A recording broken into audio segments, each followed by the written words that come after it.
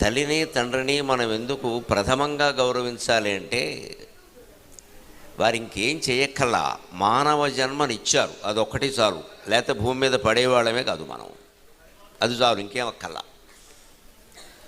వారు ఆస్తిపాస్తులు ఇచ్చారా, వారు అందంగా ఉన్నారా, మనకు అందం ఇచ్చారా, వారు ఆరోగ్యంగా ఉన్నారా, మనకు ఆరోగ్యం ఇచ్చారా, వారు మనకు ఉద్యోగాలు ఇప్పించారా, చదువు చెప్పించారా, ఇవన్నీ తర్వాత విషయాలు.